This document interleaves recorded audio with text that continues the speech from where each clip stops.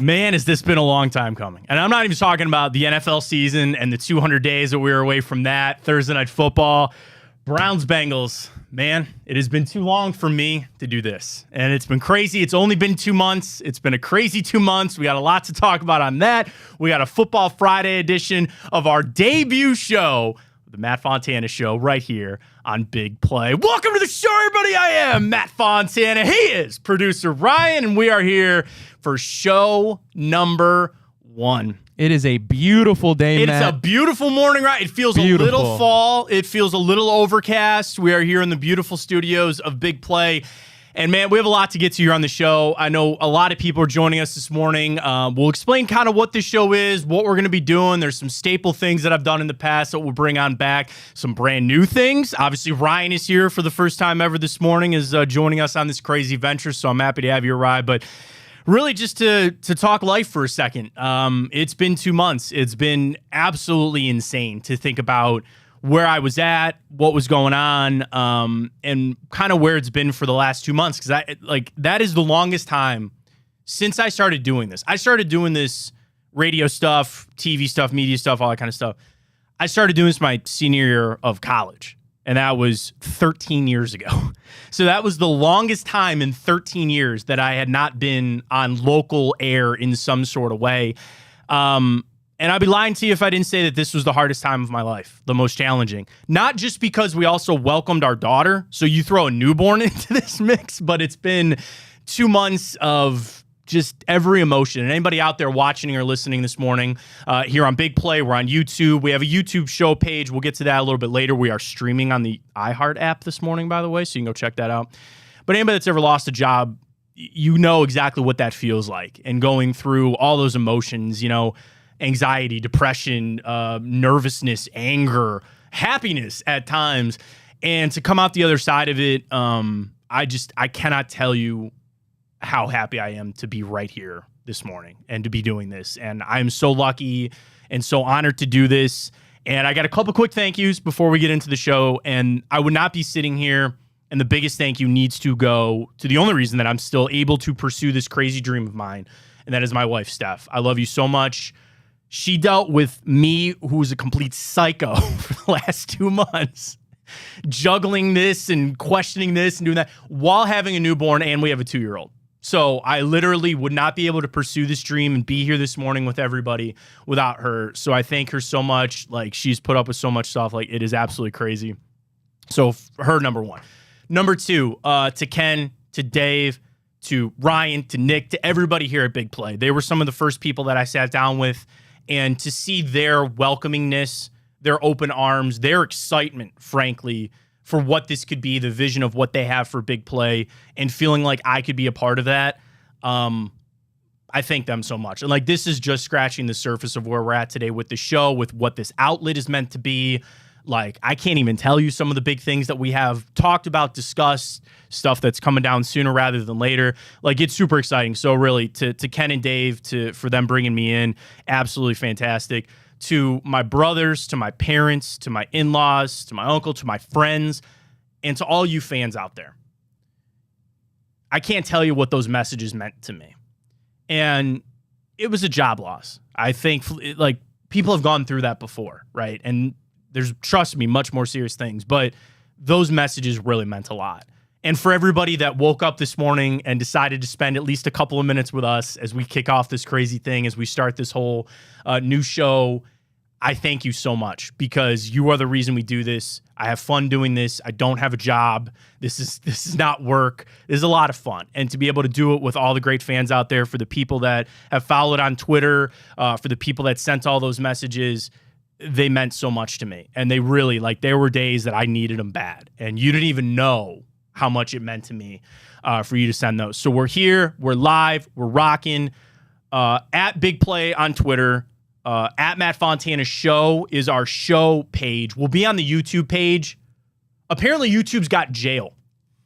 Didn't know that, but they have jail. So we're in YouTube jail for the show YouTube page, but go to Big Play on that. And then also, I'm excited to announce, and I'm going to hit the retweet at Matt Fontana 83. We are on the iHeart app. and you can go download the iHeart app or go to iHeart.com. Just follow the link because it's a lot easier to do. And we have a 24-hour radio station on there. Like, so our show will be live from 9 to 11. Chico's on 12 to 2. He'll be live there. We're all throughout the day. Find us. We're out there. Twitter, YouTube. Let's start a freaking show, man. I'm so excited to be here. We're kicking it off on a Football Friday. We got a lot to get to with the Browns and the Bengals. We're going to get some our bets, get to Tipico. Big Play 150 is the code there. We're going to talk to Sonny Gupta of Big Play for the of Tipico for his favorite plays for the weekend. Of course, we're going to have a little twist. Like, so for a lot of people that have watched or listened to my show in the past, I'm bringing some things back on over. So we will do Timehop today. I'm excited to say that will be a staple. We're going to do that most mornings around 10:30. We're going to have a little, we're going to call it the morning update, because about 10 o'clock, if you're on your union coffee break or you just need a break, we'll get you updated on everything that's going on. So that'll be at 10. We'll have Sonny 10:15. We'll get our bets of the weekend. And we kick things off, honestly, Ryan, with the Browns-Bengals. And there's just been so much in the last 24 hours that I would say have dumped gas on this fire. Because I got to tell you, I am so jacked for this game on Sunday. That this is a game that I'm not putting every egg in this basket that if we lose that the season is done. I expect a competitive-ass game on Sunday, I do. But then you add Jamar Chase's comments, we'll get to a little bit later in the show. Joe Burrow got paid a lot of money. That's a lot of money for a quarterback. If you didn't know last night, a 5-year, $275 million deal for an average of $55 million a year. He becomes the highest paid per average quarterback in the NFL. You talk about a Thursday news dump. Ryan, I think they put that out like 2 minutes before the game kicked off. Yeah, talk about ruining the Chiefs show, man. Literally, I think it was just kickoff, and then we get the news, and it was the next hour. I was getting Schefter retweets. Everybody was talking about Burrow because he got paid. And you know Patrick Mahomes sitting on the sideline going, wait, what a minute, what did he just get? Oh, God. And then he goes out. That interception was not his fault, by the way, but we'll get to that a little bit later. So now you talk about this game on Sunday, and I think that's where Browns fans, and we're going to post this as our Twitter question. We'll do this at Matt Fontana Show on Twitter. I'll hit the retweet as well. How are you feeling going into Sunday's game? Like, here we are. It's the Friday before. It's a Football Friday. We all have that feeling. It's got that little fall feeling to it. There's been so much anticipation, and I think it's been so different about how this offseason has gone for the Browns. Again, being gone for 2 months, but here we are. The Cade York battles that we had. Like, think about that for a second. With where the Browns were at, we were not debating our starting quarterback. We have our starting offensive line. You know, your cornerback. We got to talk to Denzel Ward, though, man. Getting a little nervous about that. But anyway, you were talking about a kicker. And I understand that that is an important position, and there might be a time that you sit there and you go, he's going to cost us a game, right? But this offseason was pretty mundane, which I'm all for, by the way, for where the Browns are at. But it comes to this moment. It comes to this moment on Sunday where you kick off the season against a rival that frankly has a little bit of their own drama going on. Now, their drama might be a positive one, right? Okay, they finally got that Joe Burrow deal done. Good. Okay. I don't say waited to the last minute, but they cut up right to it. And I got to take when we come back. I'm going to spin this. I'm going to spin. You ready for this? I'm going to spin why the Joe Burrow contract is a bad thing for Cincinnati. It's a tease, Ryan. That's how we do things here.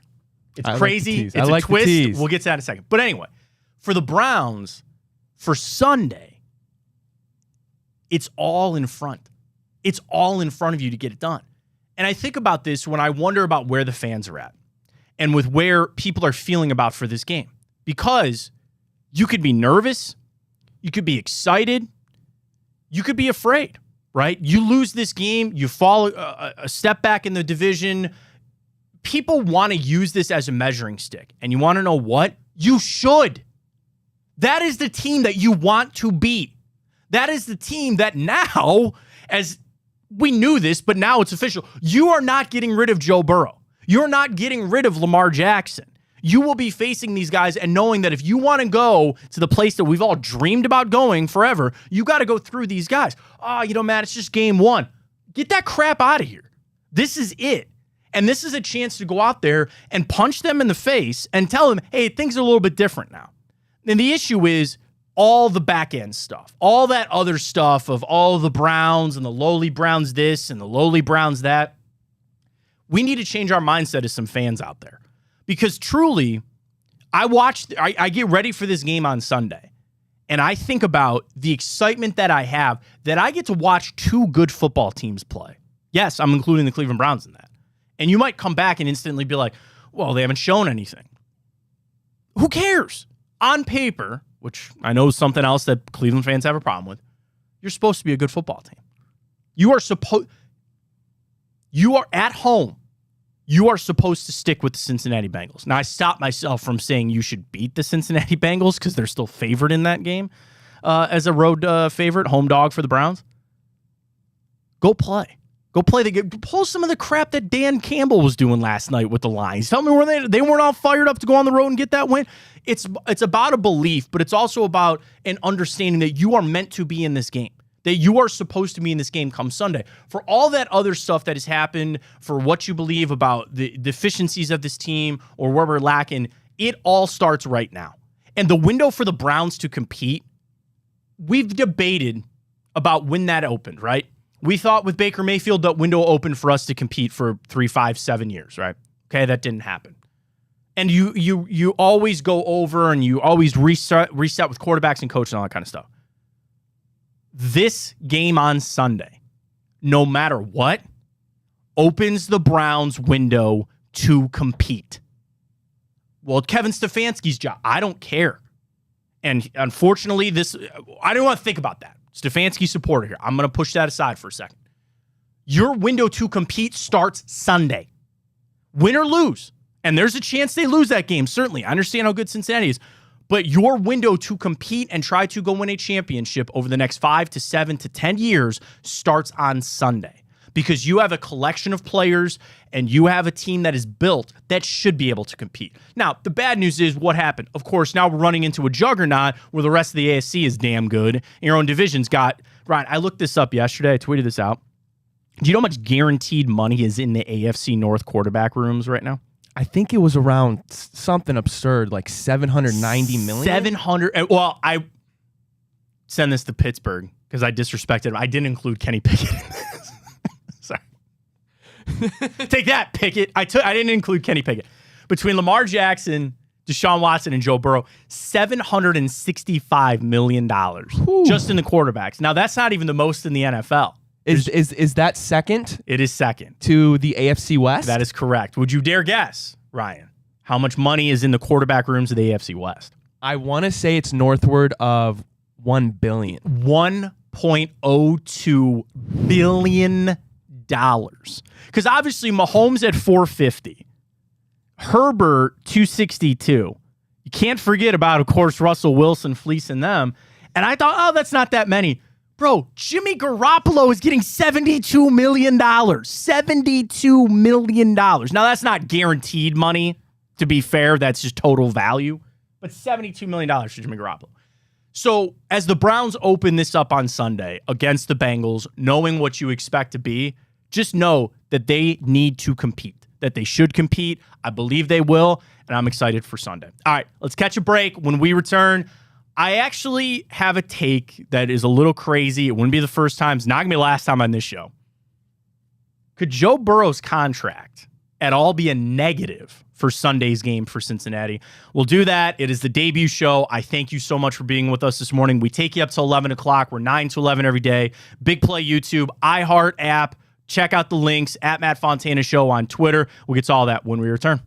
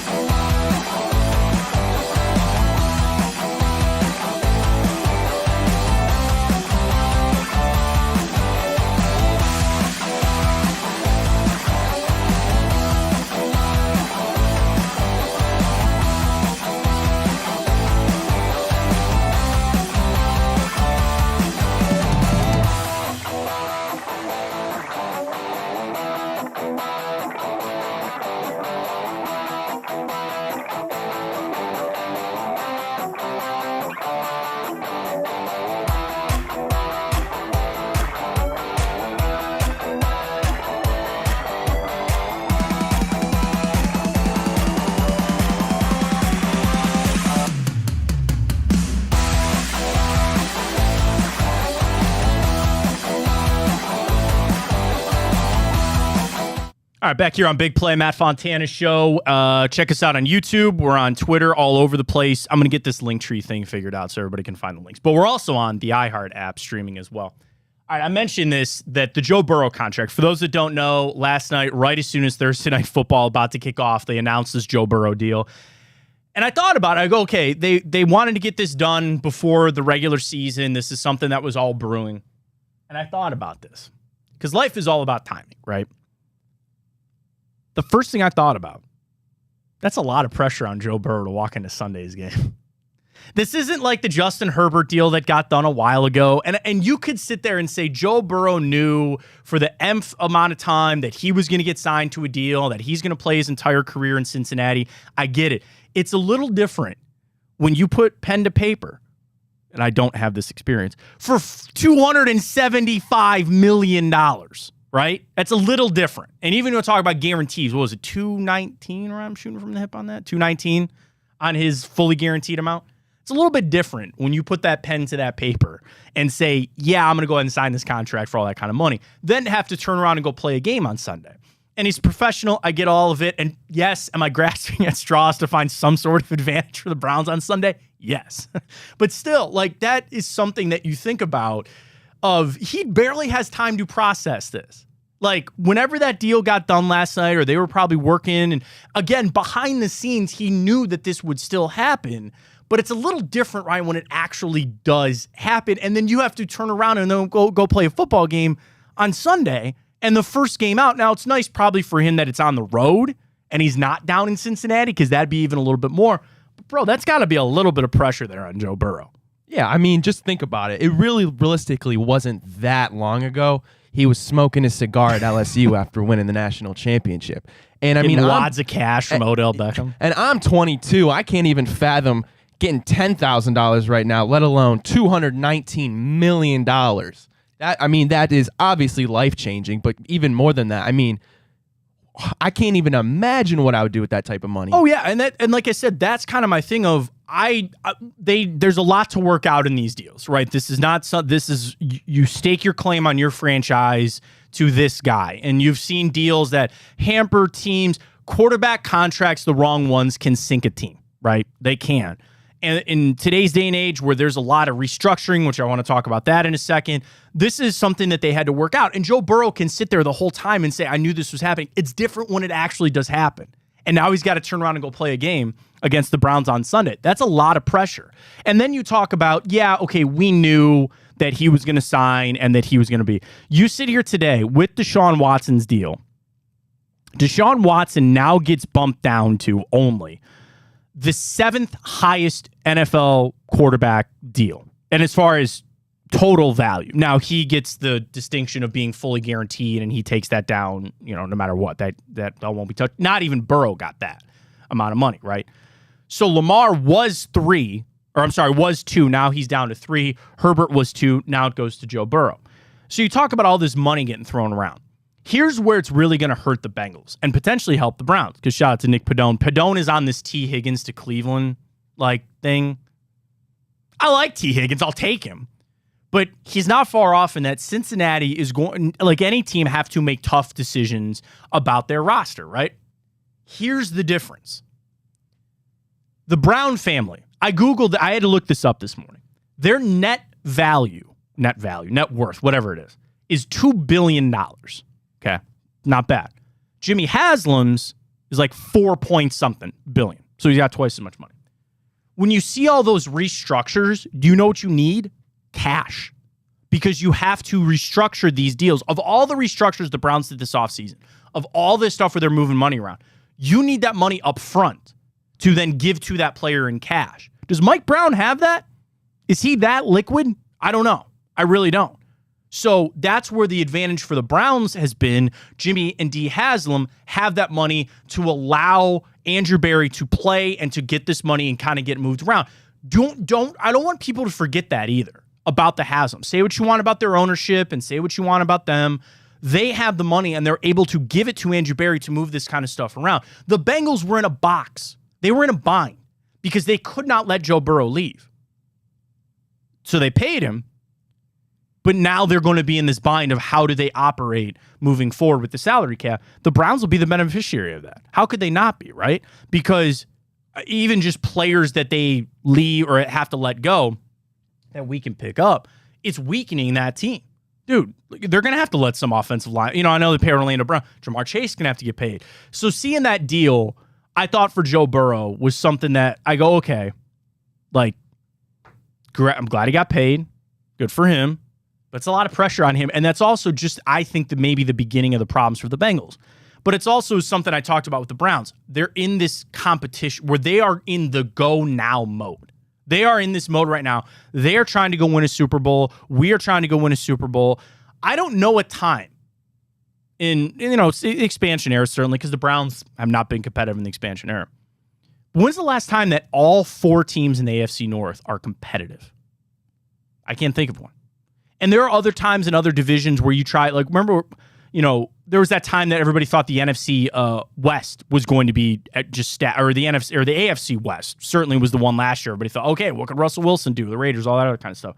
So it's not out of the realm that you have a lot of teams that compete all in the same division, but it's the fact that the Bengals and the Browns and everybody are trying to compete right now and go win a championship. They got to go through one another. Like, that's going to be the other hard part of this whole thing, Ryan, is that you will still have to go through these teams. Now, the good news is, what do we know? Joe Burrow doesn't play the Browns well. He's got this thing. He's got this, I don't know what, about playing the Browns. And keep that going for as long as we can. Keep that going for Sunday. That'd be really nice. But that is one thing that you've got in a positive light. And this whole thing is that you do seem to have Joe Burrow's number. Yeah, and I remember being at the game in Cincinnati when Denzel Ward had that pick 6. And the amount of Cleveland fans that were in that stadium and the dog chants that were going on, it honestly felt like a home game, and it was just incredible. So with all the news with Denzel Ward, I'm glad you brought Denzel Ward up because it sounds like today will be a giant pivotal day for Denzel Ward. And you talk about having Joe Burrow's number. I wanted to believe that Denzel Ward did have his number. I looked it up this in my quick research. Joe Burrow's got a 72 quarterback rating when he throws at Denzel Ward. So not great, not bad. 2 touchdowns, interception. He's like at a 50% completion percentage, whatever. But today is a monumental day for Denzel Ward to get through this concussion protocol. So he suffered it in the last preseason game. I don't want to get angry about guys playing in preseason because some guys need it. And I don't know what those conversations were in the back end, if he wanted to play, if he didn't want to play. There's a serious problem there. There is. And I know that the NFL is approaching concussions. They are very, like, they dip their toe in the water on this. They'd like it to go away. They can't let it go away. They're forced to acknowledge it. Concussions are a freaky thing, right? And it's not like a broken arm. When it's healed, you're good to go. You're back in there. Denzel Ward is a Northeast Ohioan who is a damn good corner back. I don't know how much longer he's going to be here. And I'll tell you what, I got a super soft spot for Denzel Ward because I went to the same high school as him, and I got the opportunity. Nordonia Pride, baby, go Knights. And I got the opportunity to watch him in high school. He stayed local at Ohio State. And then what a better story than to get drafted by his home team, the Browns. And it's been an incredible journey. And to see how good he was. Bro, I'm so old, I called games. I called Nordonia games. Like in my mid-20s. No kidding. Did you really? That's awesome. Yeah, I'm old. I'm old. That's okay. But Denzel Ward, for as good of a player as he is, this concussion thing does scare me. It scares me a lot. Today is going to be a big day where he's practice limited on the past 2 days. I think if he gets through today, he'll be ready to go. But the question is, like, what's the future? And it's completely unknown. They have signed him to that deal. He deserved every bit of it.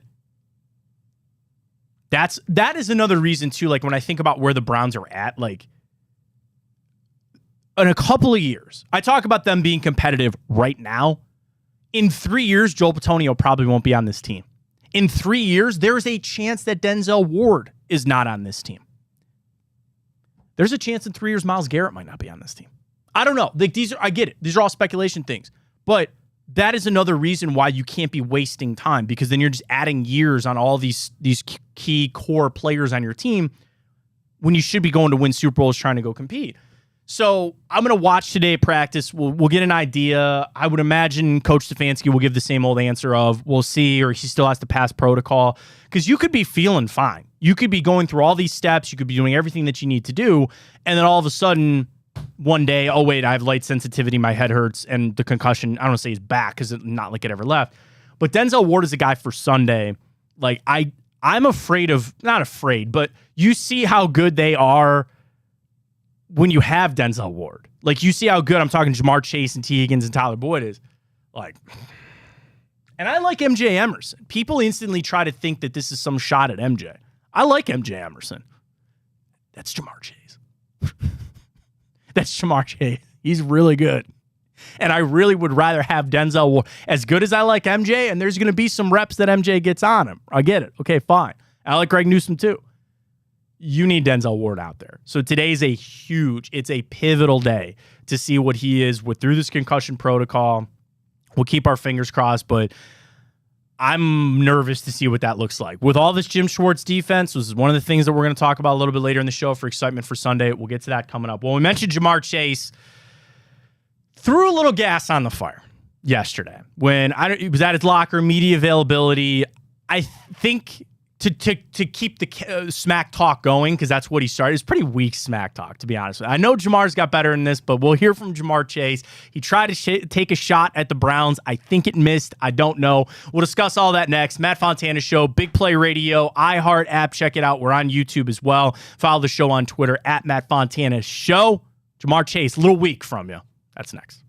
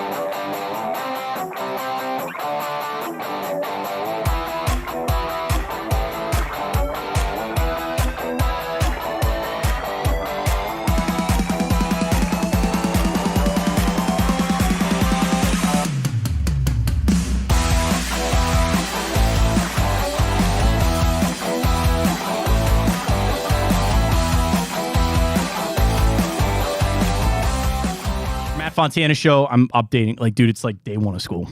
Like we're sitting there, like I kind of found where my locker was at. Like, you walk in, you're like, where am I going to sit next to? But I'm also like filling out a bunch of paperwork and updating a bunch of stuff. So nonetheless, we're on YouTube. Matt Fontana Show will be live soon. Big play on YouTube, but also you can follow us at Matt Fontana Show, at Matt Fontana 83. We'll get some reaction. I'm going to put that on Ryan. Ryan, that's on you for the show interaction there if we're getting any on Twitter. But Jamar Chase, so Bengals wide receiver, probably pretty happy to see Joe Burrow get his deal because he knows that he's probably next. Smack talk in football is... It can be really lame. It can really suck because on the field is different. Like when you're out there, there are things that are said that should not be said. Like it's mean. It's all that kind of stuff, right? But the pre-show smack talk or the pre-game smack talk kind of stuff, it just misses. And I'm not even trying to talk crap to like rile up Jamar Chase or Cincinnati fans. I thought this was pretty weak from Jamar Chase. So here is Bengals wide receiver, media availability, trying to talk smack about the Browns, I guess. It feels like a regular game to me. It don't feel no different. It's just the hooping and hollering about Cleveland Browns. I was about to call them the Elves, but if you ask me, I don't really pay attention to it because it's Cleveland is Cleveland. Do you think the elf logo is silly? It's funny. It's just different, I guess. Okay, thanks, Jamar. Now, do you want to know why he outed himself there, Ryan? He clearly knows that there was voting going on and that the elf is at midfield. So for a guy that doesn't care about the Cleveland Browns, he obviously followed enough to know that they had a contest going on to put the elf at midfield. By the way, thank God. Thank you, Browns. Thank you. I have no artistic skill. None. Okay. I couldn't draw anything that got submitted. So I say that by saying this. That other dog logo... No, just like, thank God it's Brownie the Elf, but that's another story for another day. So obviously Jamar knew enough that they had this elf logo thing going on that he cared enough. I was about to call him the Elves. Okay, fine. That's great. Really? Like, if anything, I'm all for this rivalry being what this rivalry is. And the Browns have not been competitive against a lot of these teams. They actually have somehow had Joe Burrow's number, right? They've had the Bengals. Of all not all, but of the the Ravens, the Steelers, and the Bengals. The Bengals are the one team that we actually seem to be semi-competitive with. So I'm all for a little bit of this to try to get a little juice back to this rivalry. It all does not matter because it all comes back to what are they going to do on Sunday and what are the Browns going to do against the Bengals on Sunday. And as I sit here and I try to piece together all these reasons on why I think the Browns are going to be able to win this game or where they're going to be able to take an advantage, I doubt very highly that them walking in and listening to what Jamar Chase had to say is any sort of relevance to the game. Now, what happens on Sunday will mean a lot.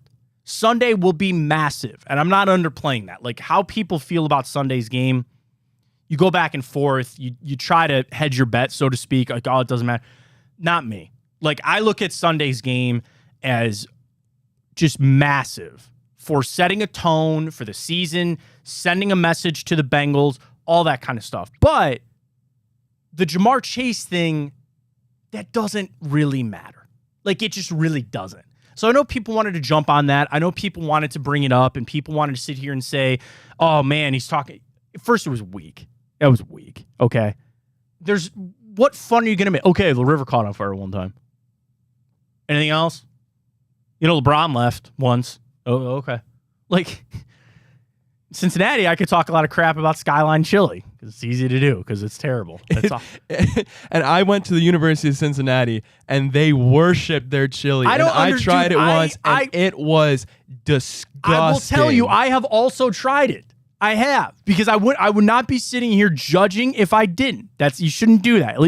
I tried it, bro. I do not for the life of me understand it. I don't get it. And and I'm like, chili's okay. Like, I'll eat it, but Skyline it was so gross. And I think it was the mounds of cheese, of cheddar cheese. When you have to put that much cheese on, it's because the rest of it doesn't taste good. And they have to literally try to hide it. I don't get it. So again, I'm not sitting here talking smack about Cincinnati, but if I were, I would instantly bring up that they have one of the worst culinary concoctions, band name, write that down, that I've ever seen in my, it is terrible. It's awful. Now, you want to talk Polish boys, they're delicious. They're amazing. They're awesome. We have good food up here in Cleveland. But that's what I'm saying. Like, that kind of crap just, it never does anything for me. And, like, and there was some coaching smack talk, was that Sean Payton that was saying something? I can't remember this offseason or that kind of stuff. And the media, or, the players and the coaches are taught to never do that or never give stuff in the media for the other team to kind of use. I think it doesn't matter. Like, nobody is ever going to sit there and try to look at what Jamar Chase said and give them motivation for Sunday's game. Motivation is alone that you are playing a division opponent, that you have a team that you need to set the tone against, but also I think the Browns need to prove to themselves starting Sunday that they can run with these guys. Like, of all the players that have been here, and some are newer than others, and the roster is turned over, and they bring in some, I brought in some really nice players this offseason, all that kind of stuff. I get it. There is still that element of belief that I don't think the Browns have. And that's not to say that that's on Kevin Stefanski, or the only way you gain that is by doing it. They need to believe that they can run with the Bengals, with the Ravens, with the Chiefs, with the Chargers, with all of these teams that you look at in the AFC. You need to have that belief. And whatever is said in a locker room, whatever Jamar Chase was saying there, and I haven't heard anything from the Browns all week, which has been nice, you need to gain that belief only one way, and that is by actually doing it. And it starts Sunday. And that's where I am putting a lot into this game. Did we post our Twitter question, Ryan? Because I have another Twitter question. We got to get Nick to post that. I don't have the info yet. What are we doing here? Nick, we'll get it up. At Matt Fontana Show, because I've thought of another Twitter question, actually. How much stock are you putting into Sunday's game for the Browns? A lot, a little, none at all. I doubt there will be none at all. But how much are you putting on Sunday's game? Because I sit there and I see both sides of it. Where if you want to sit there and you want to say that it's just the first game and you have 16 more to go and you're going to face the Bengals again, and also that there can be misnomers about the beginning of the season.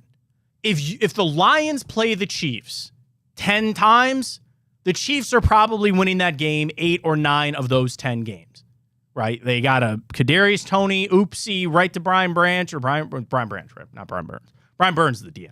Brian Branch. Whoops, okay, they didn't have Kelsey. Fine. You could wish that away by it's week 1, and if they played again in the down the road, then that game goes completely different. Okay, fine. You could be on the other side of things when it comes to how you feel about Sunday. This is it. This is everything. This is where you set the tone. You get a win at home in front of your fans. You start to believe and you start to understand that this is where we need to play. Because the other thing that I think the Browns are going to take some time to figure out is what that level is to win. What is that level? Where Deshaun Watson's played a lot of football. Has he played a lot of successful football? 1 playoff appearance, if I'm not mistaken, right? Took the Texans to 1 playoff appearance. Yeah, he led the league in passing, but that was a really bad year for the Texans. And he's got some experience, right?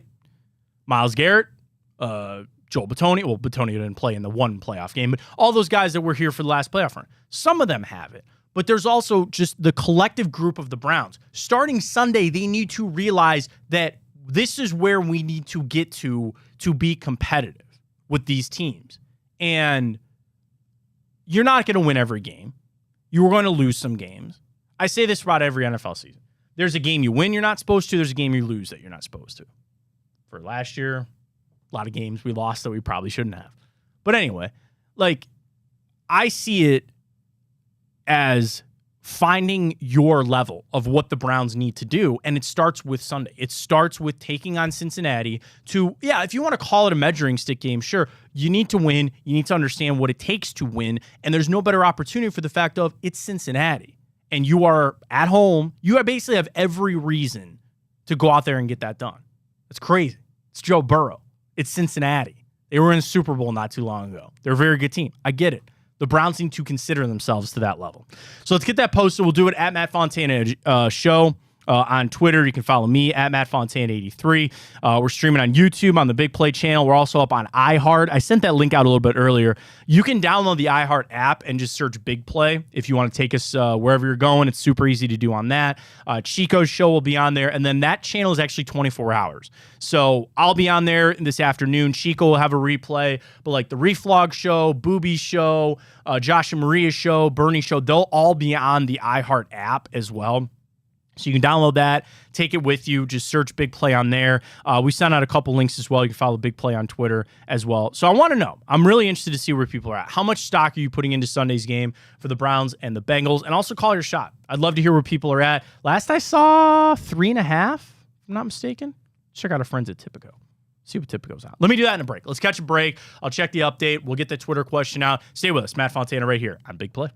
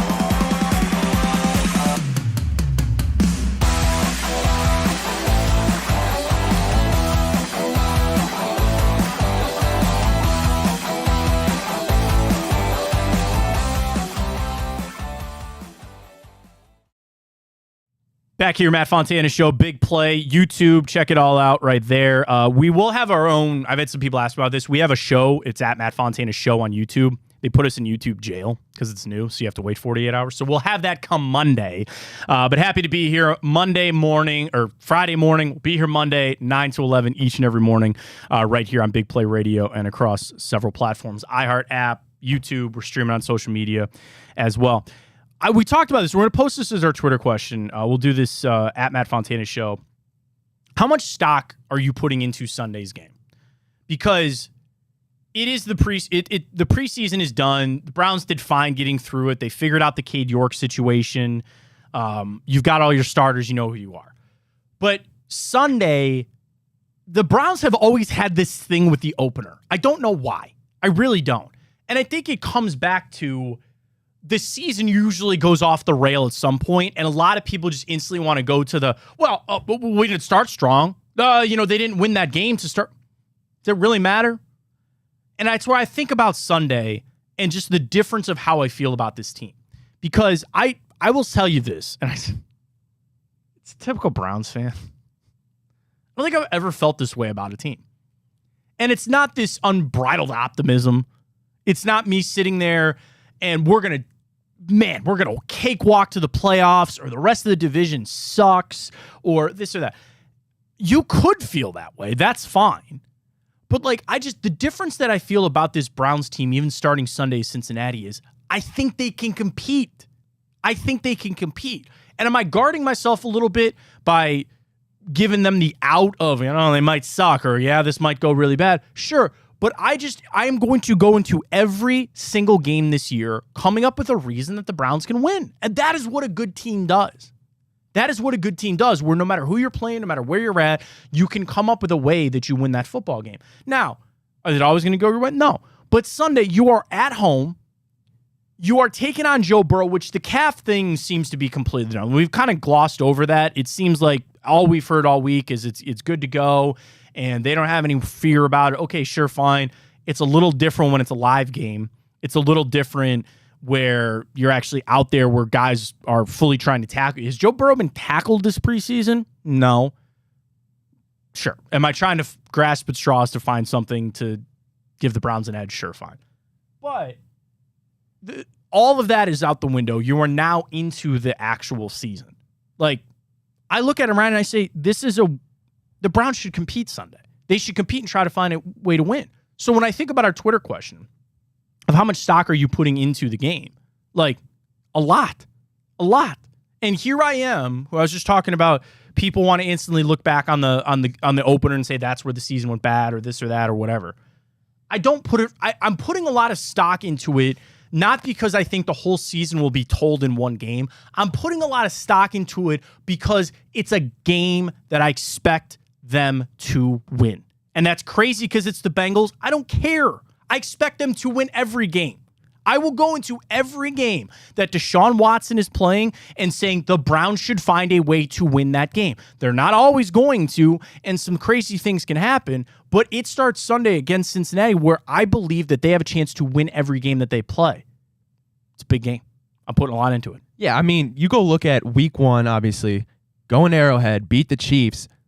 Where'd they get that momentum from? Well, go look at the last week from last season in Lambeau. Prevent Aaron Rodgers from going to the playoffs. You're going to the offseason on a high note. You realize that you're the real deal. Then you go into next year, into Arrowhead, beat the Chiefs, which nobody thought they could do. And yeah, I get it. They didn't have Kelsey. They don't have Chris Jones.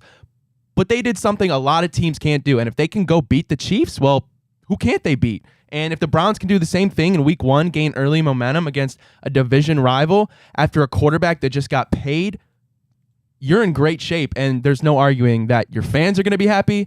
Your locker room's going to be happy. Stefanski's going to take a breath, and it's going to be good news for the Browns. See, I don't know if I want Stefanski to take a breath, because this is another kind of thing that we're going to have to battle this year.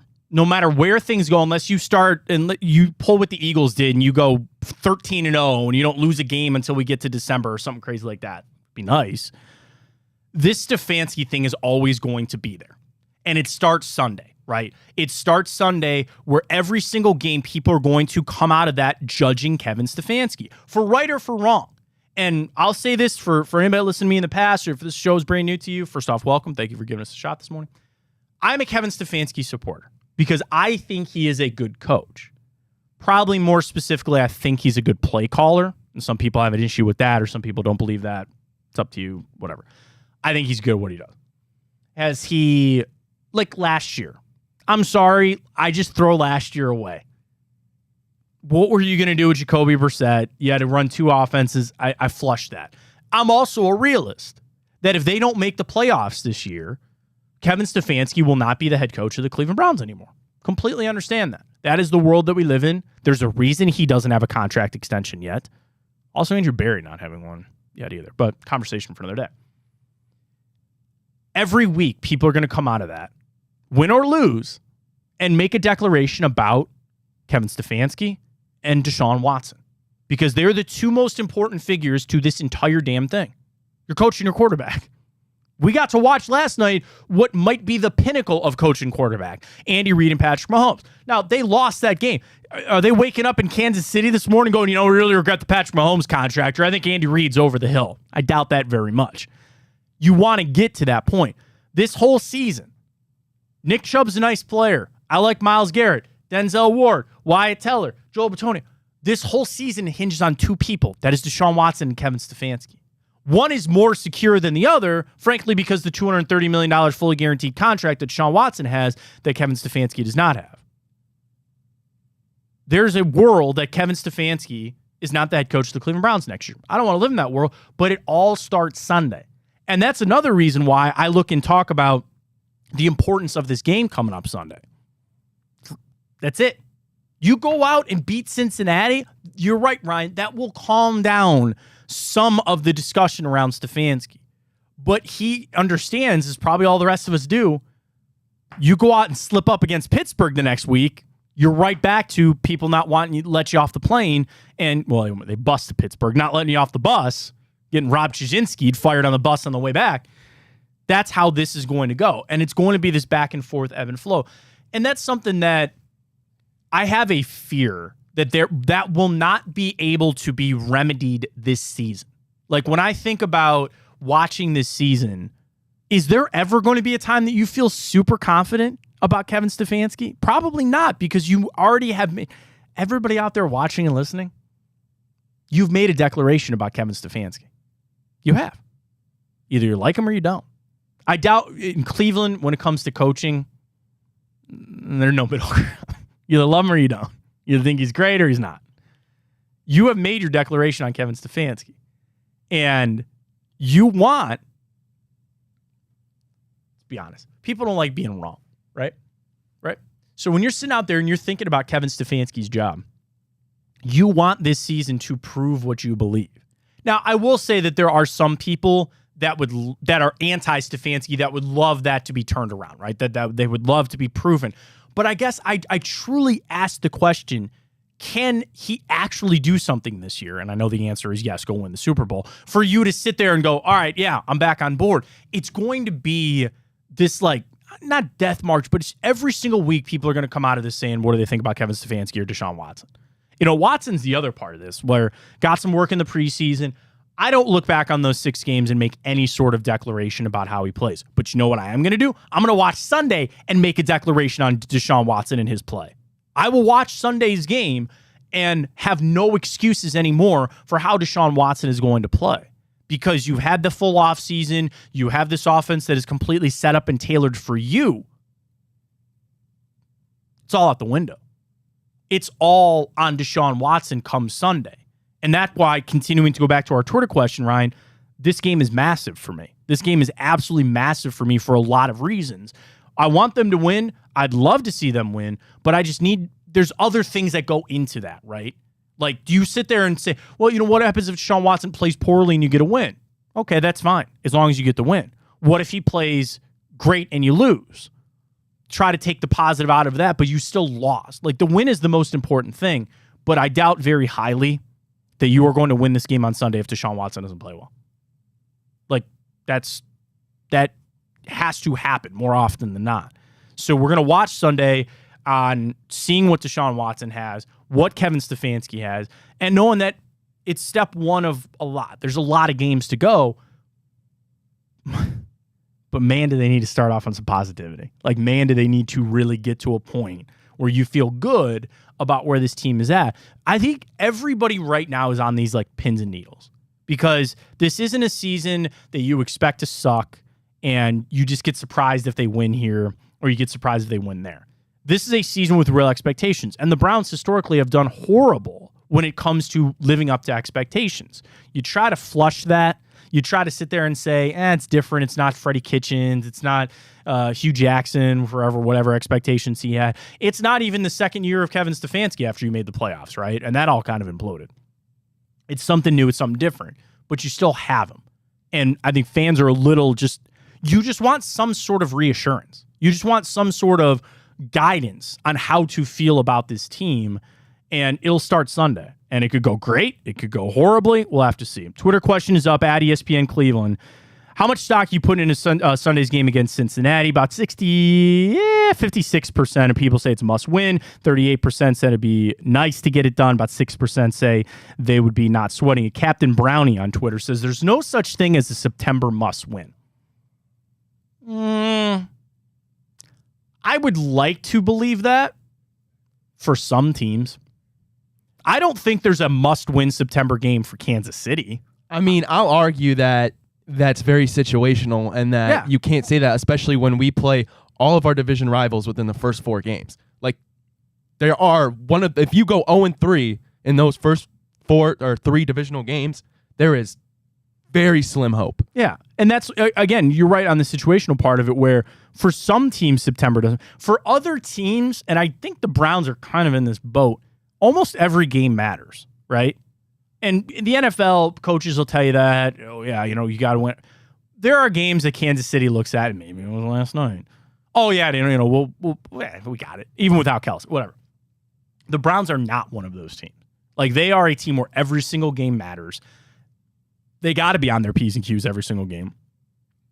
And if they're not, the JV team from St. Ed's could beat them. Like, that's football, right? There are just some teams that you just have to be on, and you're going to get a win. You're going to be able to play well. The Browns are a team where every September, I can't subscribe to that. September matters. September matters for the Cleveland Browns, including Sunday. You can't let any of these get away. All right, we come back. We'll turn our attention to the 10 o'clock hour. I was going to say we have a debut segment. Every segment is a debut segment because it's the debut show. It is the first show here of the Matt Fontana show here on Big Play. But we're going to get everybody caught up. We'll do this every morning about 10 o'clock. We're going to bring Ryan in. He's got all the stories, all the news that you got to know, some fun stuff thrown in. We call it the morning update. So the debut edition, no pressure, Ryan, for the morning update comes your way next. It's Fontana on Big Play right here, iHeart app and YouTube.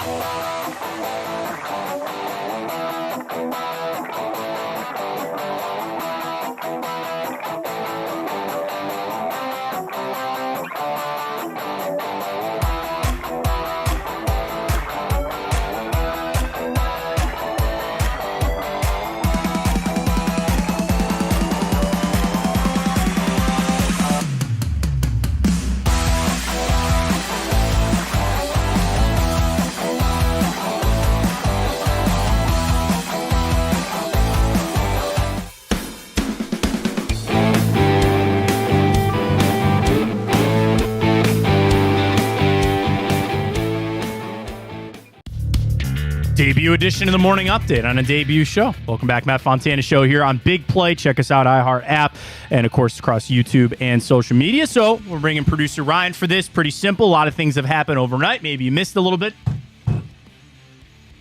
Guardians. I gotta stop caring.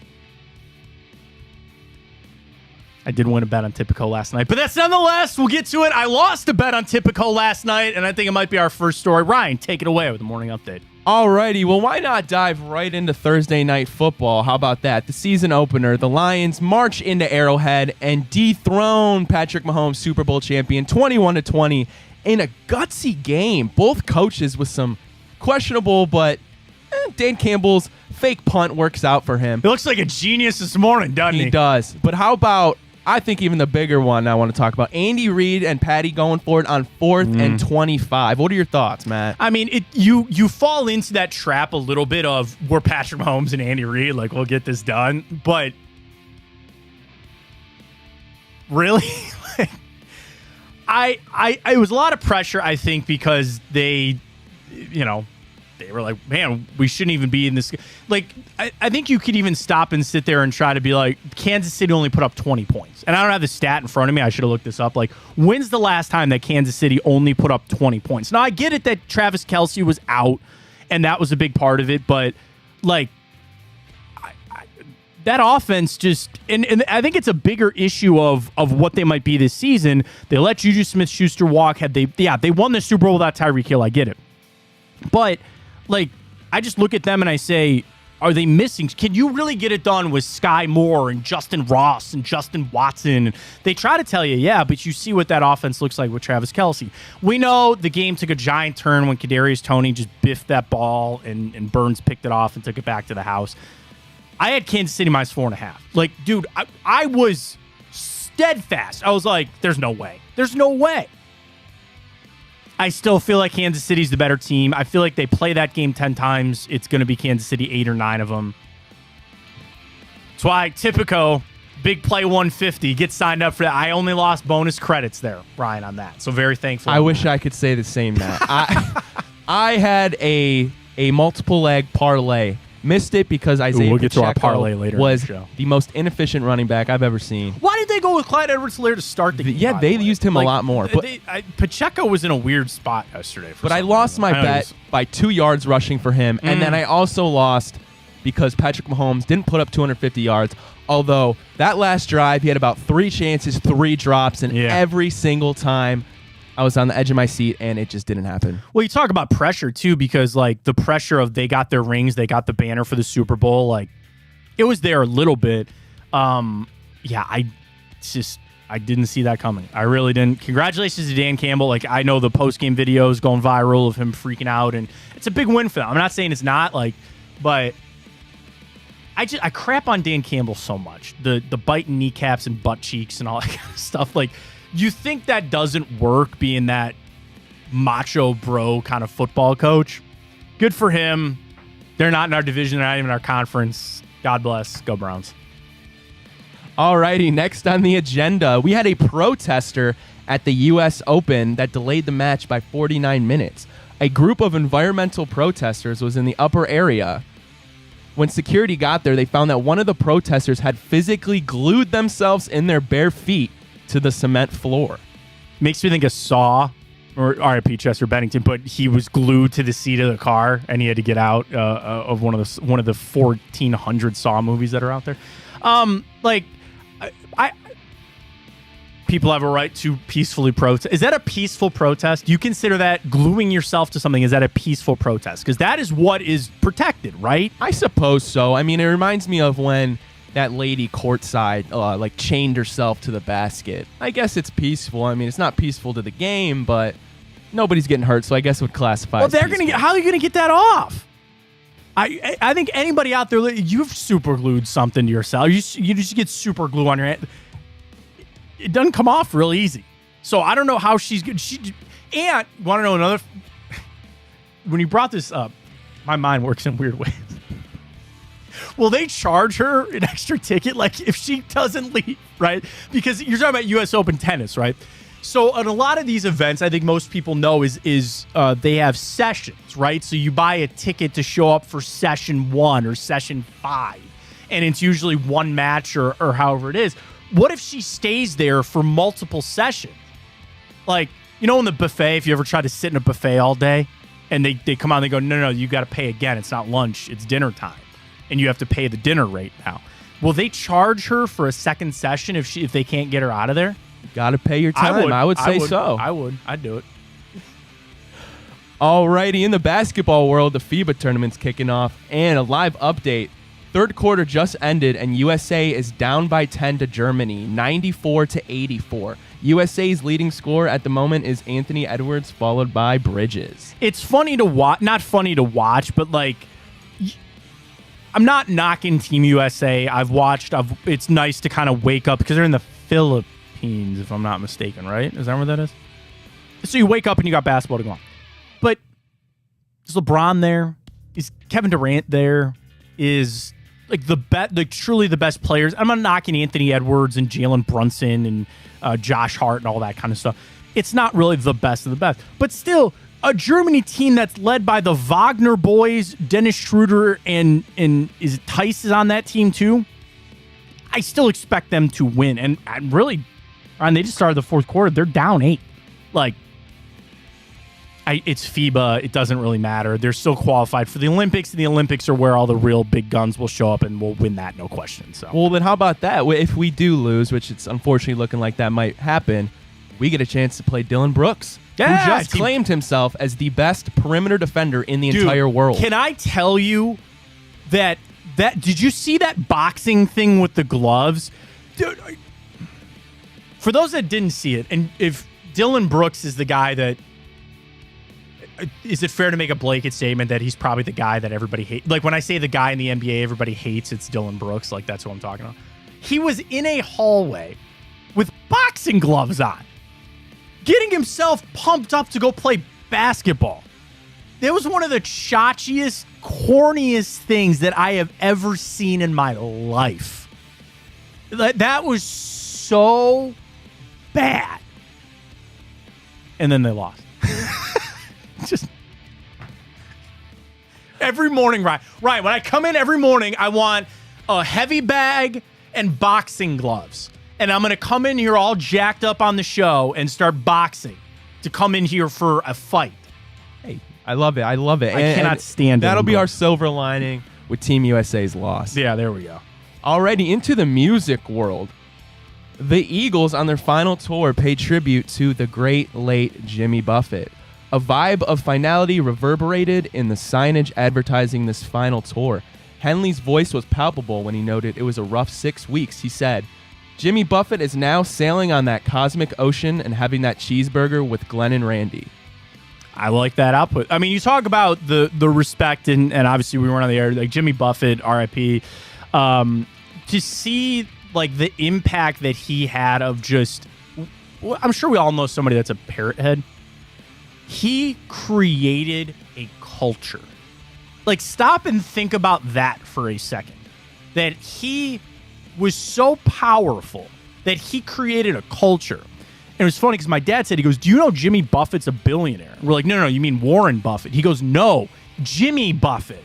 Like, not just on selling $15 margaritas at, his Margaritaville's all over the place. Like, but think about, like, there are people that a parrot head. Like, you created, I'm not going to say cult because that's unfair to parrot heads out there. It's a borderline cult, though. But it's like that guy was so powerful that he created a culture. It's pretty impressive, I should say. R.I.P. to Jimmy Buffett. Margaritaville will never be the same. Your favorite flavored margarita? How about passion fruit? What? Not a common one. I love passion fruit. What's yours? Like fruit? You mean like fruit punch? No, it's like passion fruit. It's different from fruit punch. It's got like a purple color. I thought passion. It's delicious. Lime. Delicious. See, I'm not the big lime guy. Are you frozen or on the rocks? I like to start with one frozen. But then I can't keep drinking them. Do you have? If I have two, It's the weekend. Gotta start on the rocks. Gotta start on the rocks. You gotta start. Gotta start with the Frozen. And then you start with the Frozen. Start with the Frozen. Okay. Get in the margarita vibe, and then I'll go to On the Rocks. Just check. On the Rocks is my answer for the for the record, by the way. Alrighty, last one. How about we go to the gaming world? Spider-Man 2 is coming out October 20th, one of the most anticipated games, and people on Twitter are already calling it the best game of the year. It comes out October 20th. The first one was good. I've seen gameplay. I think the open world concept is really what gets people, and then you add in like the comic book. Like Ryan and I both enjoy comics, and so when you factor in that you're pulling two groups of people, you're going to pull superhero fans, you're going to pull Spider-Man fans because it's Spider-Man, but you're also going to pull hardcore gamers in that, you know, they just want to play an open world type game.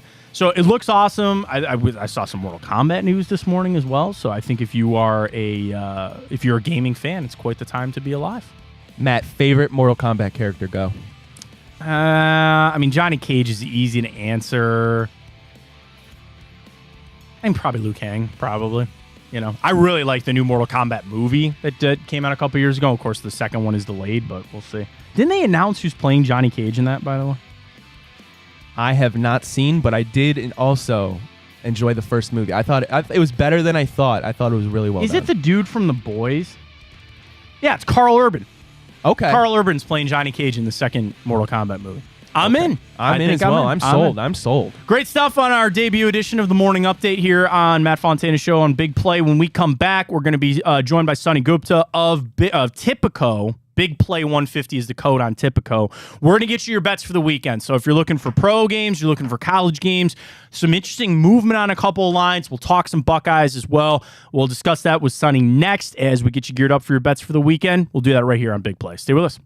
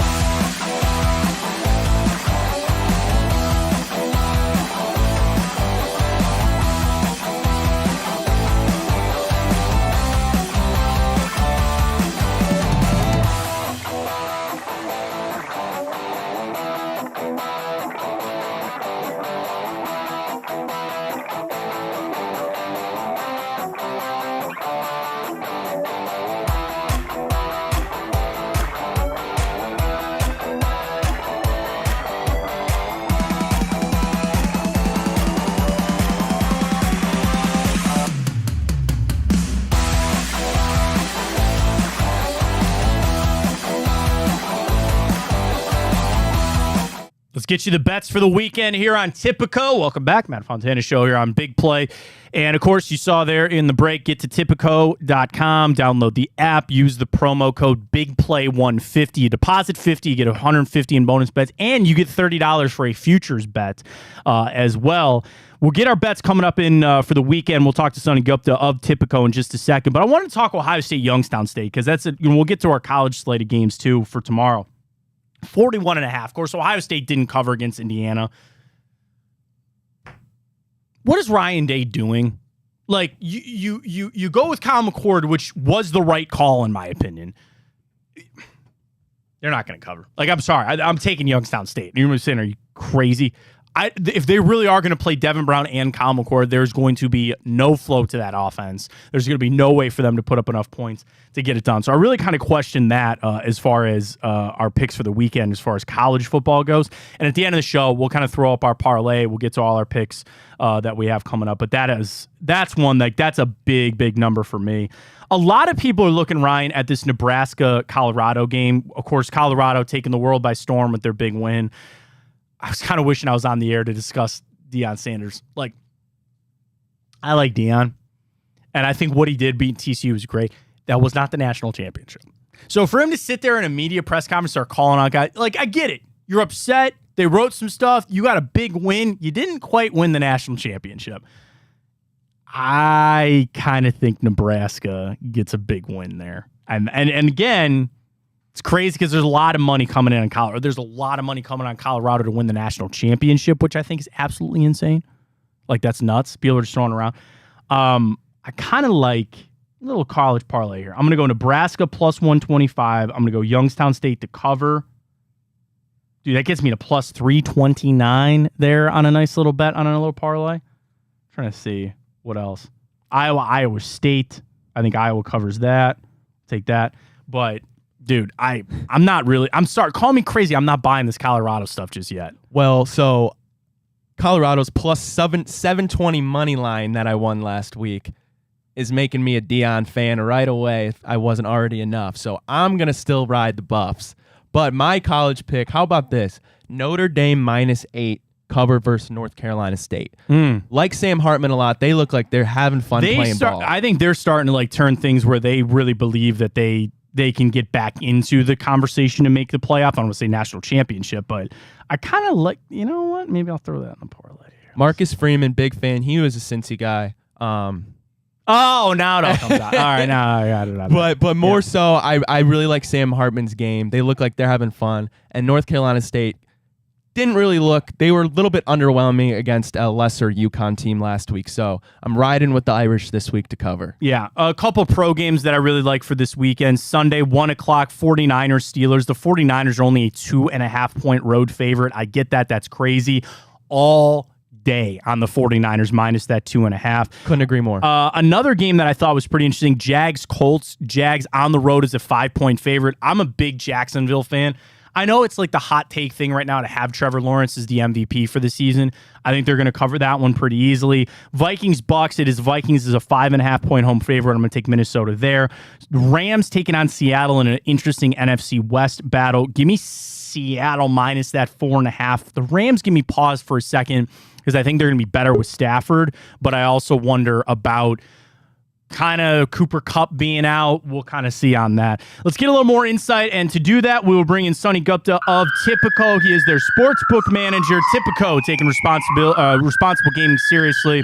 Play responsibly and utilize Tipico's various responsible gaming functions. If you have a gambling problem, please call 1-800-GAMBLER. I'd make some joke, Sonny, about our picks being so hot that they had the fire department calling us, but nonetheless, we move on to some of our ones for this weekend. Sonny, we really appreciate the time.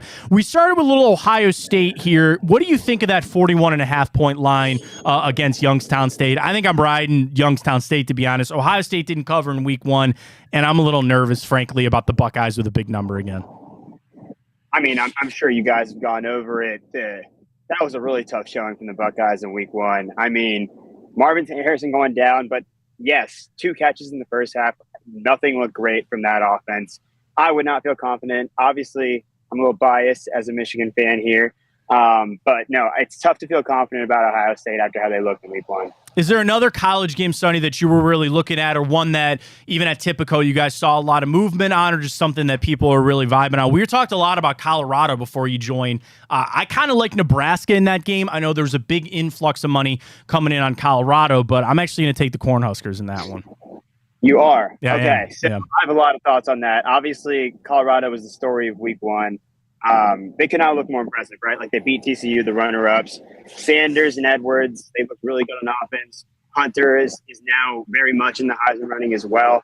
I'm going to be honest. I don't think any of us wanted to watch the Minnesota game with Nebraska. 13-10 was snooze fest, but it's tough to see Nebraska putting up an electric offense. That being said, you don't want to get caught in the hype of week 1. The line moved. It was like -8 before the week 1 game started for Nebraska. Now it's all the way with a field goal on Colorado's side. I feel like the public money coming in, it's 94% on Tipico right now on Colorado. I think that might be a little misleading. I think it's going to be a lot closer than people think. That being said, it's tough to not roll with the hype on Colorado. So I'm picking Colorado here. Fair enough. We're talking to Sonny Gupta's Tipico's sportsbook manager. Tipico takes responsible gaming seriously, play responsibly, and utilize various responsible gaming functions on Tipico. If you have a gambling problem, call 1-800-GAMBLER. We go to the pro slate, Sonny, and we start obviously with the Browns and the Bengals this weekend. Has this line moved, or am I crazy? I got it at 2.5 right now on Tipico. I know some places it was 3.5. Is it the money that's coming in on the Browns that has kind of shored this up? Like, what do you make of that 2.5 line right now for the Browns-Bengals? So right now at Tipico, we have even money on both sides of the balance line right now. That being said, like that's why, right? Like, it's as even as it can get on that line. It started actually at -3, came down to -1.5. Now it's settled at 2.5. This is as even as it can get, both on the over/under and on the spread here. I'm going with the Browns, but it's a tough pick here. I've been going back and forth. Do you believe that Joe Burrow is actually hurt? Because I don't, personally. Right. I think he'll be totally fine. Deshaun Watson has looked terrible last year and at the beginning of this year, but I choose to believe that it's Deshaun Watson that we're going to get from the Texans and not Deshaun Watson that we got last year. So I'm rolling with the Browns here. What do you think of that over-under 47.5? Because my gut would say, Sonny, is that it is early in the season, but these are two offenses that should be able to put up points. And then I go, well, wait a minute. The Browns have this revamped defense. Do you have any real strong feelings either way on that 47.5? Yeah. So when you look at that line, it looks interesting. It's the highest of the 1 p.m. slate, right? So they do respect both offenses here. Both defenses have been good, and they were good last year. I'm going to roll with the over here. Can you see a world where Joe Burrow doesn't get more than 24 points? I don't. And then also the Browns, I feel pretty good that Nick Chubb's going to rush all over that defense. So I'd go with the over because I don't think either offense is scoring less than 24 points here. Other NFL games that are in action, some of the big ones that we're keeping our eye on are some of the really the 425 slate that I'm looking at, Sonny, is the Dolphins-Chargers. It's that standard 3 home favorite there for the Chargers. That is a matchup of 2 potential playoff teams right there. I kind of think the Dolphins are actually going to have a real big rebound year this year. I don't know if I'll take them in this game, but I think it's an interesting line there at that 3. Yeah, like you said, it's the standard home favorite. Like, Vegas doesn't know what to do with the line, so give the home team 3 points. I trust Justin Herbert. I know people are down on him after especially that playoff collapse, and I think that's why the Chargers don't have more money on their futures right now either. But I'm rolling with Justin Herbert and the Chargers here. I think he is a top 5 quarterback, and I trust him to take care of business week 1, especially with all the prep that goes into it here. Final game for you, Sonny. It's probably one of the ones that has the most money put on it. It's Monday night. It's the Bills. It's the Jets. Debut of Aaron Rodgers. 2 AFC East opponents there. 2.5. The Bills are a road favorite. Bills are a real interesting team. I frankly think they might miss the playoffs this year. So I'm taking the Jets all day as a home dog there. What do you got? Wow, wait, hold on. You think the Bills are missing the playoffs? What's behind that? There's a lot of pressure, I think, on Sean McDermott this year to get it done. I think there's pressure on Josh Allen. 2 things. I think the factor of I am semi-big believer in the Dolphins this year to really turn things around. And I think if the Jets are a competitive team, that might bump the Bills down to third place in that division, which I know is crazy. And I know the only two teams that really seem to take it to the Bills are the Chiefs and the Bengals in the playoffs. I get it. I know it's crazy. I know I sound loony when I say it, but I just don't know if I'm really buying the Bills this year. So I'm not going to go as far as you to say that the Bills are not going to make the playoffs. That's fair enough. But I do love the Jets here. They're getting 2.5. I'm picking the money line. It's plus 120 on our book right now. I'm shocked by that line as well. It should be a pick 'em, in my opinion. Right now, the Jets have all the momentum. Maybe I'm falling into the Hard Knocks hype here, but I trust Sauce Gardner in that defense. Aaron Rodgers looks really good. I'm going with the Jets here. I think the Bills also with that, the whole Diggs situation is throwing me off. I don't know what to make of it. I guess we'll find out week 1, but it ended poorly last season and this offseason hasn't been any better. So I don't trust the Bills week 1. I want to see what they look like before I'm betting on them. Sonny, really appreciate the time. We're going to talk to you each and every week. Sonny Gupta of Tipico, Sportsbook Manager. Tipico takes responsible gaming seriously. Play responsibly and utilize Tipico's various responsible gaming functions. If you have a gambling problem, please call 1-800-GAMBLER. Appreciate the picks, man. We'll talk to you next week. Thanks for having me. See ya. There you go. Sonny Gupta of Tipico. Again, get on Tipico. Big play 150. You get 150 in the bonus bets when you deposit 50, and you get the free $30 for futures bets to go. So get those in for this weekend. You can get a little money line. We'll get our parlay set a little bit later, right? I'm riding Nebraska. I really like Nebraska in that Colorado game. I'll take them plus the 125. I'll take the Jets there as well. We'll build our parlay a little bit later in the show. All right, when we come back, it's a staple that I've done for a lot of years. And if you listen to the shows in the past, you know what it is. If you're brand new to the show, first off, welcome. We appreciate you joining us. But it's called Timehop. And really, it all generated with a lot of things happen on this day in history. So I started cataloging them. We'll run through a little bit of Timehop. We'll do it next. It's Fontana right here on Big Play, iHeart app, and of course, YouTube and social media. We'll get to Timehop next.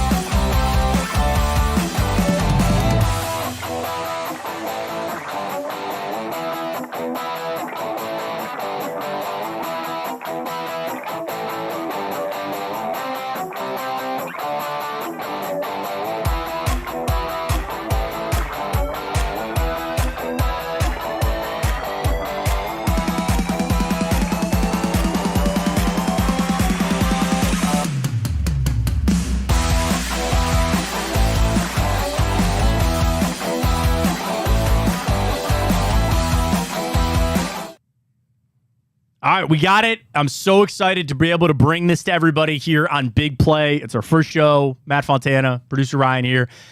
And we have something that we do. I've done it for years. We call it Timehop.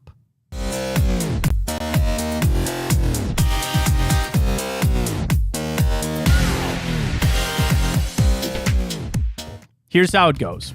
Today is the 8th of September, right? A lot of things have happened in history on the 8th of September, and we're going to run through some of those, have some fun. Some are sports, some are non-sports, including 3 years ago today, the Browns signed Kareem Hunt to a 2-year, $13 million extension. That was one, Ryan, like everybody had this vision of Kareem Hunt and Nick Chubb and this two-headed monster. You see what running backs have become in the NFL? And I like Nick Chubb a lot.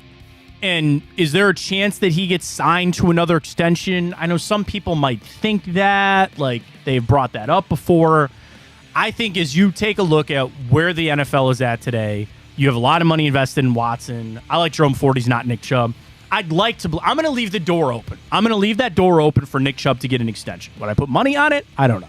But the Kareem Hunt thing, you had John Dorsey bring him in because Dorsey was there when he was in Kansas City. He got into the off-the-field issues. He never, injury-wise, whether it was the play calling, that never lived up to the hype. It was always better an idea than actual practice. It was nice to think about. It was nice to sit there and say, oh, yeah, we got these two running backs, and one led the league in rushing, and another one could. It didn't work. Now, obviously, he's not here. It remains unsigned, too, by the way, right? Like, Kareem Hunt met with some teams, but he didn't. I remember he met with the Commander. It was the Saints and then the Commanders. Well, then he went to the Colts, didn't he? Because then they were something like, oh, don't sign there. We're going to get you more money. Now, not anywhere. But, yeah, it worked. It didn't work out here. It just didn't. Sorry. And that's what happened to you 3 years ago today. This day, 2019. Oh, boy, I remember this one. Browns season opener. Freddie Kitchens. Tennessee, 43-13. Baker threw 3 interceptions. Well, remember this. Browns had 18 penalties for 182 yards. In the season opener this day, 2019. Is that a record? I think it was something like, I think it was like a close to a Browns record or something like that. And it probably told us all we needed to know about the Freddie Kitchens era this day, 2019. Just, again, for me crapping on Dan Campbell for as much as I was or is. Like, the rah-rah coach. Freddie Kitchens was a really nice guy, I'll tell you that, but he just was in over his head. He had no idea what he was doing. And again, this day, 2019 Browns season opener, they fought at Tennessee 43-13, 18 penalties for $182. This day, 2018, Ohio State beat Rutgers 52-3. I remember that game. Dwayne Haskins threw 4 touchdowns in that one. This day, 2015, Stephen Colbert took over for David Letterman on, was that The Late Show, The Tonight Show? I can't keep them all straight. Did you read all that stuff about Fallon over the weekend, by the way?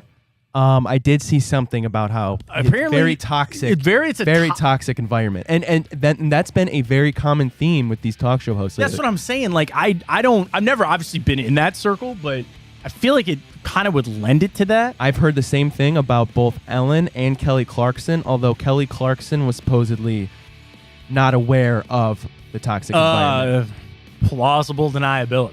We got to get that created on this show for me. This day, 2013. I'm laughing not because of that, because if I just said American flag and a Browns quarterback, you think of Brandon Weeden getting stuck under the American flag, and that happened this day, 2013. Folks, it's been 10 years. 10 years to the day since Brandon Weeden got stuck under the American flag. The Browns would fall to Miami that day, 23-10, and it was a precursor that he got stuck under the flag and then threw 3 interceptions in the game for the Dolphins to get a win. This day, 2012, it was announced the Browns had canceled their plans to honor Art Modell at the request of his family. So Modell had passed away a week earlier or something like that. And I remember the Browns said, all we're going to do, and everybody, bad idea. Just let it go. And I get where the Browns are trying to do the honorable, they do something small for him. He passed away. It's very unfortunate. not Modell, and I want to also give credit to his family for that, for them realizing and reading the room to like, that's a bad idea. So that was this day 2012.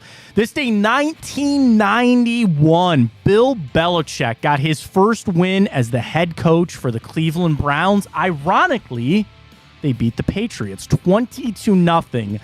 This day 1991. This day 1664. The borough of New Amsterdam was renamed New York. So now you know that New York was originally New Amsterdam. Surrendered from the Dutch to the English, who renamed it after the Duke of York, who commissioned the mission for them to take over New Amsterdam, which was then renamed New York. This day, 1504, Michelangelo's David was revealed to the public. Here's your first show we've ever done, Ryan. Have I seen the statue of David in person, yes or no? You know, that is a wild take if you've never been there. But I feel like you're trying to reverse psychology me. I'm going to say no. No, I have seen it. Oh, you have seen it? My wife and I went to Italy on our honeymoon. So, yes, the trivia question is that I have seen it. It's very tall. Very, very tall. Very happy birthday goes out to Steve Hargan, former Indians pitcher. Ricky Bolden, Browns offensive tackle. Here's a name from 90s Cavs past. The legend Clarence Weatherspoon celebrating a birthday today. Garrett Cole, former Browns defensive back Pierre Desir. Cavs legend Matthew Dellavedova celebrating a birthday today. Peter Sellers, Bernie Sanders, Pink, Wiz Khalifa, R.I.P. to Avicii. Gatton Matazzaro of Stranger Things, still waiting on the next season, but that's been pushed back, unfortunately. David Arquette and Mina Kimes just got a nice bag. Congratulations to her on her birthday. All right, so another part of Timehop, if you listen to the past or if you're brand new, is I have movies, TV shows that debuted this day in history. Now, we're a little limited, to be honest with you, of what we can and can't do here on Big Play, so we're navigating this the best that we can. So what I'm going to do moving forward for our movies and TV shows, and Ryan told me earlier that you are a film guy, like you watch movies, you know some. Okay. So here's what I'm going to do. I'm going to explain the movie or TV show poorly, and then you have to guess if you get it right. Okay. Are you ready? I'm so ready. So I will give you the date. This is a television show that debuted this day, 1986, and the host is extremely rich. Host is extremely rich. So when you say host, is it like a host, like a game show, like a talk show, It's a talk show. A talk show. Host is really rich. You might get something. They might get something. Oh, Oprah. Oprah is correct. The Oprah show debuted this day, 1986. You get a car, and you get a car. Yes, this day, 1986. All right, this day, 1966, another television show. Two of the most famous franchises have the same astrological term in them, and this is one of them. Is it Star Trek? Yeah, nice. Yes, Star Trek is correct. And I hoped you would have got it because Star Wars doesn't have a TV show. Star Trek debuted its first episode this day, 1966. All right, this is a big one to see if we can go 3 for 3 here on our opening show. This one is a movie. This day, 1960. I'll give you a visual clue. Are you ready? Because we're on video here. If you're on the iHeart app, sorry, we're streaming on YouTube and on social media as well. So I'm ready. Video. Ready? I made a slasher motion, if you will. Oh. Psycho. Yes, that is correct. Well done. Great 3 movie. for 3. Great movie. Do you want your little fun fact? You're going to find out something about me that I love fun facts. I love random ass trivia. Do you know the blood in the bathtub? Do you know what that was? Was it, I heard this. Was it corn syrup? Chocolate. Chocolate sauce. Because it was black and white, so it didn't really matter. So there it is. They would have no idea. Oprah, Star Trek, and Psycho. All Not a bad debut. Pretty good right there on a little bit of Time Hop. All right, we come back. I can't believe it. We're wrapping up our first show already. Don't go anywhere because Chico will be live coming up at noon. But as we do, we'll send you off on a Friday with our wagers of the weekend. We'll get that up and going, ready to go for our friends at Tipico. We'll send you off, and I got a final couple keys for the Browns-Bengals that we'll get to, and we'll put a bow on our first show right here on the Matt Fontana Show. Big Play Cleveland, Big Play Radio, of course, iHeart app as well.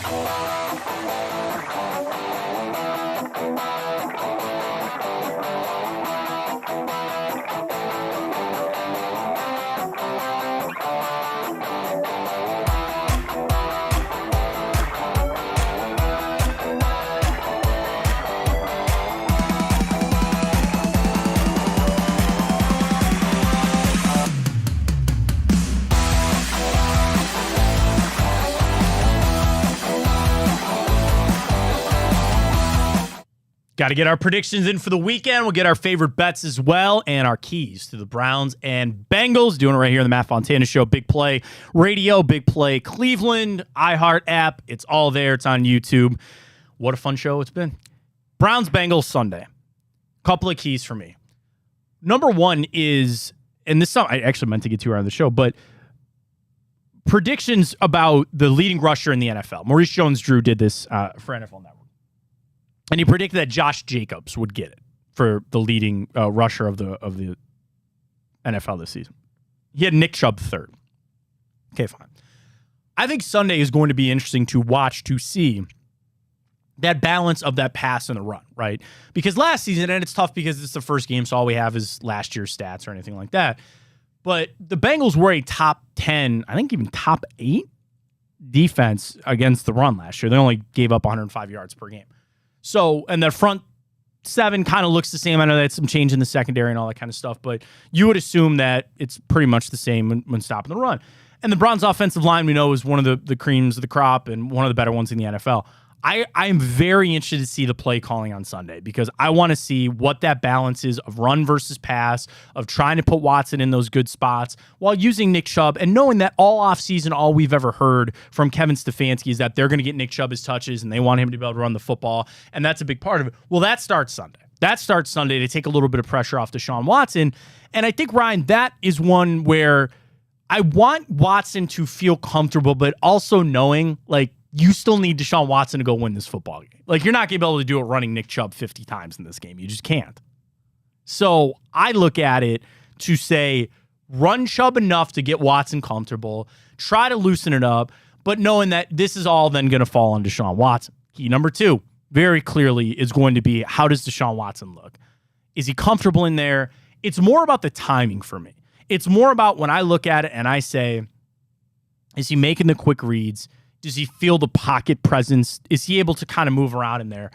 And just knocking the rust off. Like, so many people, that word has been brought up like ad nauseum about the rust and what does it actually mean. To me, the rust is all about how you feel on the field. It's not, did you make the right read? It's not so much the accuracy. It's, you know when you see it. So I can't explain it. You know, and you can see a guy that looks rusty on the field or doesn't feel like they're in the flow. And that's something that I'm going to put on Deshaun Watson. Yeah, it might be game 1. Yeah, it might be this. Yeah, but you got to have it. You got to have it starting Sunday against Cincinnati. And they're also a team that they are formidable on defense. Like, they're a good team where it's a nice little challenge for Deshaun Watson to walk into and start and really kind of get that measuring stick to understand where you're at and maybe some deficiencies and figure it out. Like, you're not going to cakewalk on Sunday at all in any stretch of any facet of the game. So I'm excited to see what Watson has. Yeah, I would say my 2 biggest things that I'd like to see is time of possession, extend drives. I want to see some long, nice drives. Deshaun looks comfortable hitting his spots. And obviously, you have Nick Chubb. I want to see him come out hot, control the ground game. And then secondly, I'd like to see the secondary avoid giving up chunk plays. I mean, you have Jamar Chase and T. Higgins. They're going to do their thing. They're going to get open. They're going to catch the ball. But I don't want to see them just bust our secondary because, I mean, I've seen Jamar Chase do it so many times. Juan Thornhill, I'm excited to see him. Veteran presence, Super Bowl ring. I'm excited to see how he plays. And then McLeod, it'll be interesting. Delpit. I want to avoid the chunk plays. I don't want to see Jamar and T. Higgins make our secondary look sillier than they probably will just because they are that good. Yeah, and I mean, that's the big thing about today is watching to see if Denzel Ward is going to be ready to go for Sunday. It's trending that way. He went through limited practice, but as we know with these concussions, it can all change in an instant. And that's going to be a tough matchup. If you start talking about the changes that would be needed, I know they brought in that rookie from Kansas City. He just got here. They'll elevate A.J. Green. If you need Denzel Ward to play in this game, you just do. And I feel good. I feel good about Denzel Ward, Greg Newsome, and MJ Emerson. If you had, like, those are the 3. Those are the 3 to go up against those guys. But man, does that get scary if Denzel Ward. So that's even another like kind of key to the game for me when it comes to Sunday of if Denzel Ward plays or not. The other thing too is watching this defense because we haven't seen it completely in preseason just because Myles Garrett wasn't out there. But this wide 9, like what are we going to see with Jim Schwartz? Okay, well here you go. Here's Joe Mixon, here's Joe Burrow, and the 3 best receiver room in all of football. See what this wide 9 has and get after it of an offensive line. They spent the most money on any lineman this offseason with getting Orlando Brown. They have a decent offensive line, nowhere near the Browns level, but this wide 9 is supposed to do something. Get out there and get after it and get in Joe Burrow's face and make things hard on him. Yeah, I think that's a very popular opinion that one of the most exciting debuts we're going to see is this new revamped D-line and Jim Schwartz schemes. It'll be really fun, and who better to sack than Joe Burrow? Yeah, it'd be nice. Get after it. That calf injury kind of flares up or something. Am I wrong to think like they made such a big deal about it because it was Joe Burrow and the injury when it happened, it was like non-contact and people freak out. It's the Achilles. Everybody starts freaking out about Kevin Durant. Oh yeah, he pulled his calf. Then he eventually, and I'm not wishing it. Trust me, I'm not wishing any of that on Joe Burrow in any way. But is this thing like if he gets kicked, and I guess it could happen to anybody, you pull your calf, whatever, but is he playing with some hesitancy? As much as I talked about Watson with the rust and the flow. Burrow has not played all preseason. Now, this has been a trend. He has not played in the preseason for the majority of his young career thus far, so he should be used to it, but he also was never battling an injury in preseason like he was. So I think those are all a lot of things that I really look at to save for Sunday. And at the end of it, I want to see the Browns compete.